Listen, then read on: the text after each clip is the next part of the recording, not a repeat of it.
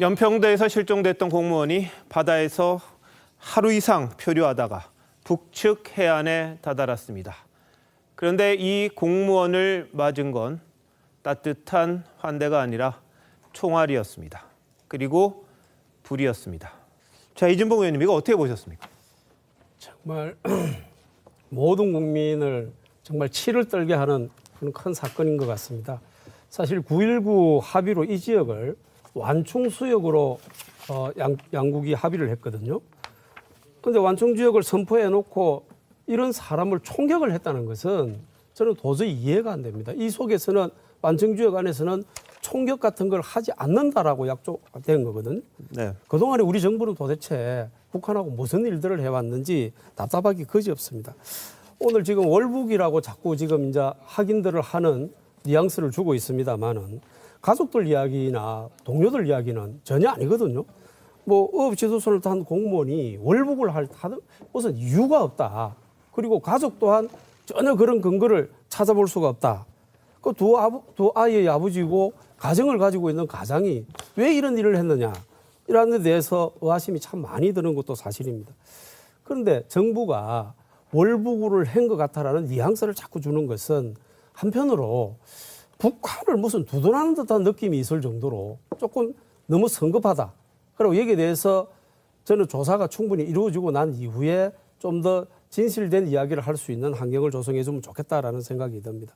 지금까지 보도된 내용을 보면 정부가 마치 마라톤 중계를 하듯이 이 사항을 전부 다 알고 있었던 것 같거든요. 그런데 중간중간에 필요한 부분만 지금 국민들에게 언론들에게 주고 있는 게 아닌가라는 생각이 드는데 청와대도 군도 뭔가를 확실하게 밝히지 못하는 것은 이유가 있을 것이라고 저는 봅니다. 국민들에게 낱낱이 밝혀야 된다고 보고요. 이 정부가 사실 한라인이 있다고 그동안에 얼마나 자랑을 많이 했습니까? 그 한라인은 이 중요한 시기에 어디 갔습니까? 이 정부가 국민들에게 그렇게 자랑했던 대북 관련 모든 정책을 이 한 방으로 다 날려버렸습니다. 정부는 정말 국민들에게 석고대죄를 해도 모자랄 판이라고 저는 생각합니다. 그리고 이렇게 마라톤 중계하듯이 내용을 잘 알고 있었다는 것은 어디선가는 북한군의 통신 내용을 저는 들었다고 판단하고 있습니다. 그렇다 그러면 정부가 그 내용을 상세하게 밝히지 못할 이유가 뭐 있습니까? 지금도 의문이 가는 것들이 너무 많지 않습니까? 그건 저는 분명히 네. 국민들에게 밝혀야 된다고 생각합니다. 조금 전에 코로나를 옮길까 싶어서 사살한 것처럼 이렇게 북한이 미화를 하고 있는데 아니 월북을 하겠다는 면담까지 한 코로나 환자를 그러면 죽였다는 이야기입니까? 저는 지금 북한이 뭔가 말장난을 하고 있는 것 같고 우리 국방부도 그 말에 하답을 하는 듯한 인상이 굉장히 많이 생깁니다. 앞으로 이 부분에 대해서는 저희들이 계속 오늘만 하고 넘어갈 일이 아니기 때문에 저희들이 더 지켜보겠습니다만은 여기서 제가 하나 꼭 말씀드리고 싶은 게 있습니다. 우리 정부가 그동안에 월남한 북한 사람들을 본인의 의사에 따라서 인도적으로 다 보내줬다. 때로는 살인 혐의가 있는 선원들조차도 본인들은 가고 싶어 하지 않은데도 강제로까지 보내줬잖아요. 그런데 어떻게 북한이 이런 식으로 하답을 할 수 있는 겁니까? 그래서 저는 국민들이 더 분노하고 언론이 분노하는 거 아닌가라는 생각이 듭니다. 네. 자, 그 동해안으로 들어왔던 그 어부들 이야기 하시는 것 같은데 그 부분은 이제 강제성 여부에 대해서는 또 논란이 있습니다. 자발적으로 갔다는 이야기도 있고 그러니까 그 부분은 명확하게 저희들이 확인을 하지 못한 부분이라서 이번과는 어떨지 모르겠습니다만 여하튼 그 부분도 하루 만에 예. 조사 하루 만에 보냈어요. 예, 지금까지 맞습니다. 그런 예. 일이 없었습니다. 예. 네. 그 부분도 이제 논란이 됐었죠. 근데 어쨌든 우리는 내려오던 어쨌든 표류를 하든 가고 싶으면 보내드리고 있고 싶다면 또 보호를 합니다. 최소한 6시간 이상 바닷가에 뛰어났다가 총 쏴서 그리고 시신까지 훼손하는 그런 일을 하지는 않습니다. 근데 어떻게 같은 동포라는 북한이 이 민간인을 그것도 정말 만 하루 이상을 떠내려와서 기진맥진해서 표류하고 있는 그 민간인을 총으로 쏴서 죽일 생각을 하는지 그 부분은 참 이해가 되지 않는 그런 상황입니다. 11시에 청와대 본관에서 진급 보직 신고 받으시면서 평화를 논하셨다는 데 대해서 정말 저는 참 이해가 안 됩니다. 솔직히 대통령이나 정부는 국민의 생명과 재산을 지켜야 된다라고 헌법에도 나와 있습니다. 근데 이런 의무를 정말 다 하셨는지 오늘 꼭 그 평화라는 이야기를 했었어야 되는지 저는 정말 이해가 안 됩니다. 새벽 1시에 조금 전에 우리 의종옥 변호사께서도 말씀 주셨습니다마는 외교 안보 라인을 총출동해가지고 대책 회의를 했다? 제가 청와대 근무한 경험으로 보면 굉장히 중요한 이야기들을 많이 했습니다. 그런데 거기에 대해서 이런 방구도 이야기하지 않을 뿐만 아니고 대통령이 8시 반에서야 이게 대해서 국민 성명을 냈다? 그것도 대변인을 통해서 이런 성명을 내는 것은 저는 옳지 않다고 봅니다. 이런 국가와 국민의 재산과 생명을 다루는 중요한 문제는 대통령이 직접 국민 앞에 나와서 상황 설명을 하고 사과문을 내는 것이야말로 네. 국민들이 원하는 것이다. 저는 이렇게 생각합니다. 알겠습니다. 8시 반에는 이제 보고를 받은 거라서 대통령의 입장 표명은 지금 나왔습니다. 지금 나와서 이제 이 부분에 대해서 이 재발 방지라든지 이 책임 있는 조치를 북쪽에 요구한 그런 상황이고요. 38km를 헤엄쳐서 갈 수 있을까요?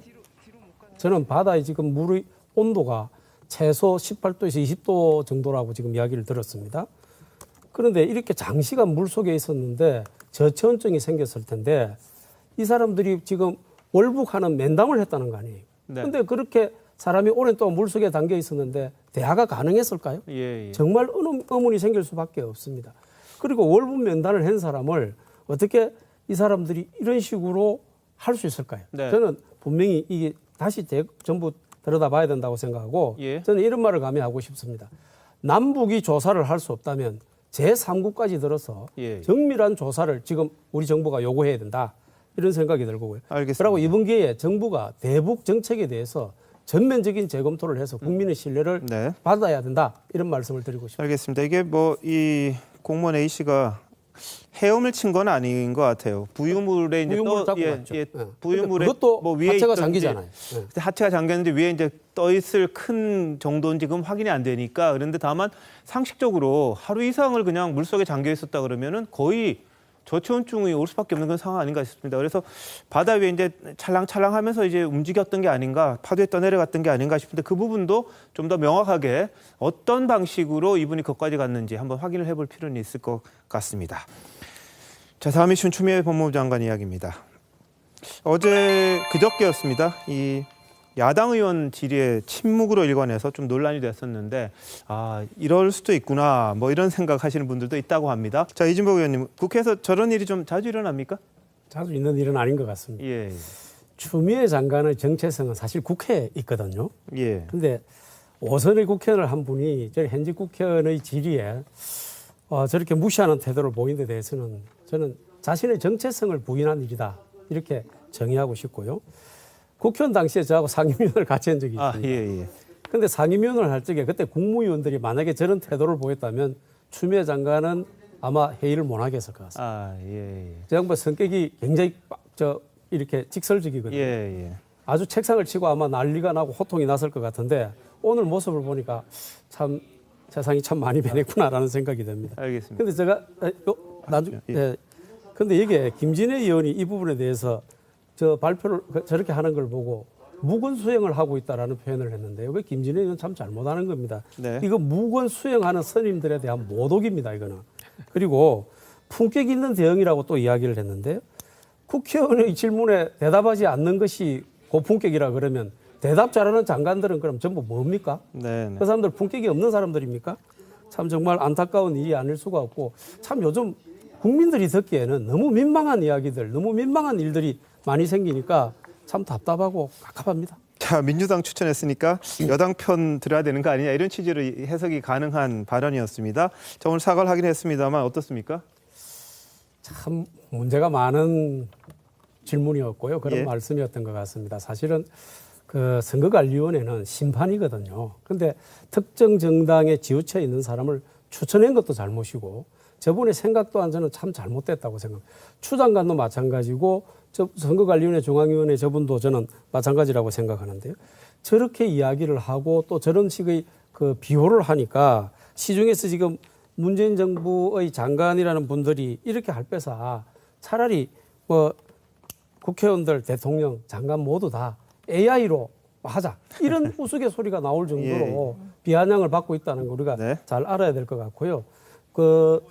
저 이해식 의원이 사과를 했다고 해서 사실은 뭐 끝내는 것도 저는 뭐 일리는 있다고 봅니다만은 이런 발언들을 다시는 하면 안 됩니다. 예. 알겠습니다. 대한민국 이슈의 중심 시사쇼 이것이 정치다. 여기까지입니다. 내일 다시 찾아뵙겠습니다. 고맙습니다.